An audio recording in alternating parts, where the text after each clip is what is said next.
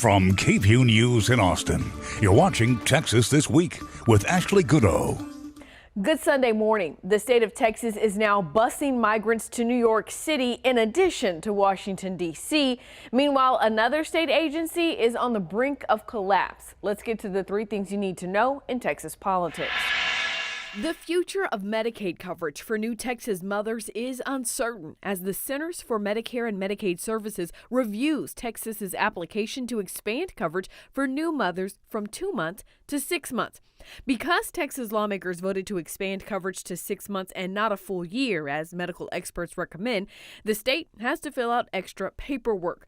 Austin State Representative Donna Howard says she was told the holdup is linked to the eligibility requirements. During the 2021 legislative session, lawmakers voted to extend coverage for low-income women who deliver a baby or have a, quote, involuntary miscarriage. That term, involuntary miscarriage, is likely what's causing the issue. It's not a medical term, and there are questions about who falls into that category. Mainly, is it a move to deny women who have abortions? Abortion is set to become illegal in Texas later this month unless a mother's life is in danger or she's at risk of serious harm. Texas is one of a dozen states where lawmakers have not expanded Medicaid. This week marked the 3-year anniversary of the mass shooting inside an El Paso Walmart. Members of the community held a rally and memorial to honor the 23 people killed by the white gunman who targeted Hispanic shoppers and the 53 immigrants killed in a tractor trailer in San Antonio in June. Organizers hope the memorial will renew calls to action against gun violence, white supremacy, xenophobia, and anti-immigrant rhetoric. Texas is now busing migrants who unlawfully cross into America at the Texas-Mexico border to New York City. Governor Greg Abbott announced the expansion of the Operation Lone Star initiative on Friday. According to the governor's office, Texas has bused more than 6,500 migrants to Washington, D.C. since the state started the voluntary relocation program, and 50 migrants were taken to NYC Friday.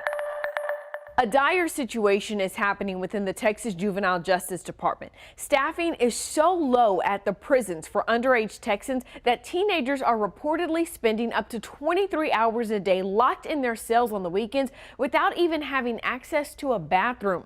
Jolie McCullough, criminal justice reporter for the Texas Tribune, joined me to talk about what's happening.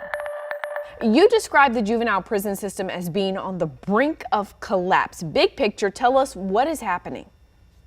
Yeah, so the Texas Juvenile Justice Department has 5 state-run prisons for teenagers, essentially, who, and they have long been in crisis. Generally speaking, it's hard for them to keep people employed working in these prisons.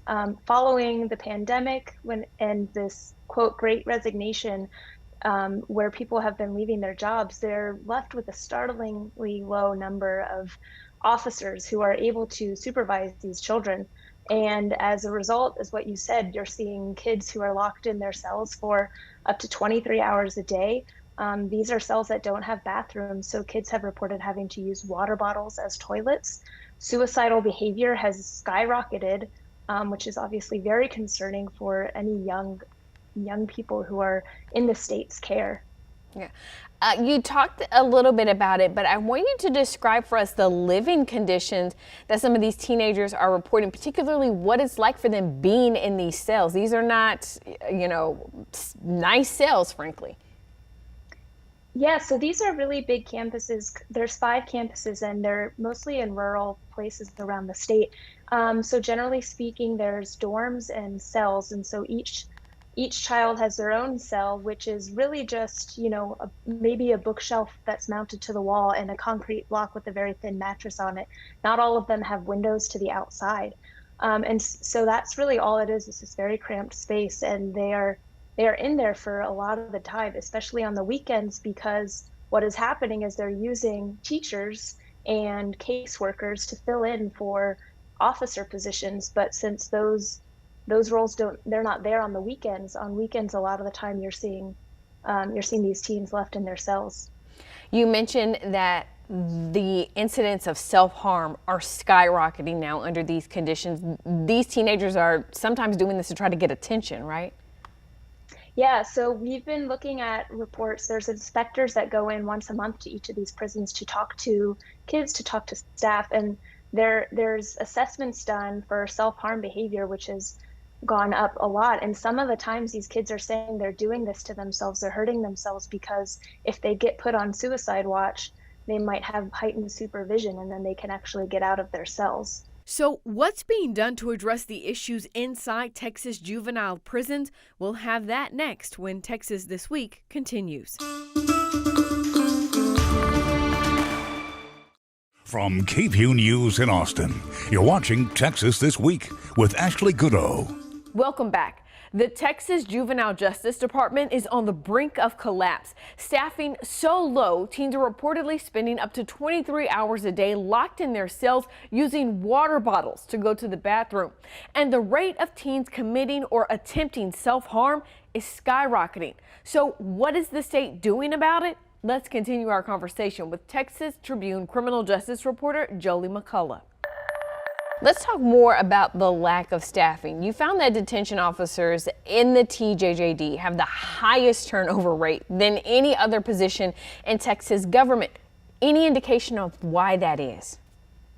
Yeah, I mean, it's always been a hard job to fill. And like I said, these are rural areas like prisons. They struggle with this too. It's generally there's a smaller labor pool because they're outside of cities. And also it's a hard job and the pay is not great. And so the agency has been saying, this is something they really need is to pay more because in Giddings, which is one of the prisons, which is about an hour east of Austin, you could be making the same amount if you're just working at a cashier's at the local Buc-ee's. So, which is obviously a much less strenuous job. And so this is really something that they've been struggling with. In the last fiscal year, they had more than 70% turnover, and they're saying, when they're desperately trying to hire new people, but the majority, like more than half of the people they hire, have already left within 6 months. Wow, astonishing statistics to listen to there. So funding playing a very large role in all of this. And of course, we can't ignore the fact that the TJJD has had a lot of funding diverted from them over the past few years. Some of that money going to Operation Lone Star, Governor Greg Abbott's border initiative. Are the higher ups at TJJD saying they need more money? Yeah, they're saying they need more money, and it's actually the agency is up for review. There's a review every 10 years for state agencies for lawmakers to decide if this agency should still exist, and it's under that review. And so the analysts are also saying they need more money to pay for salaries and to try to move away from this 5 big prison in the middle of nowhere structure. Some lawmakers who are heavily involved in criminal justice and juvenile justice are hoping to get maybe some smaller facilities in urban areas that can have more, mental health resources, just more resources in general. And then there are other advocates who are pushing to close the state-run system in general completely, to not have state-run prisons, and to just provide better resources to the local detention centers and local probation departments to help kids at home. Jolie, when we talk about some of these funding cuts, they're also extending to the programs to help keep these kids out of the system in the first place, right? Yeah, so there was the 5% cut for the budget at the beginning of the pandemic that almost all state agencies had to do. And one of the programs that TJJD cut was, prevention programs, intervention programs, trying to get to kids before they're engaging in criminal behavior. And so essentially at this point, we're in a situation where kids are committing crimes. These are often, violent crimes or repeat crimes that they're committing, and they're being sent to the state prison system. And now conditions are so poor there that, many are arguing that it's essentially setting them up for failure in the rest of their life. So we've got the Sunset Review happening, obviously the legislature meeting in January. Are there any other plans in the meantime to fix some of these issues? Here and now, when I think folks hear this, teens spending 23 hours a day having to use water bottles as restrooms. That's just completely unacceptable. What is the plan? What are you hearing? Yeah, so the agency was able to, because they have so many unfilled positions, they were able to implement a 15% raise for all the security staff that is currently working there. And they're hoping that can kind of keep people there a little bit longer, can maybe bring a few more people in. Of course, that goes from a starting salary from about 36,000 to about a little less than 42,000.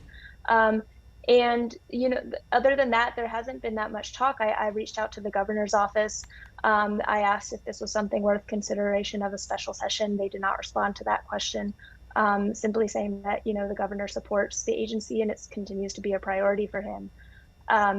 But it's unclear in terms of what we do now. It seems like it's still up to the agency at this point.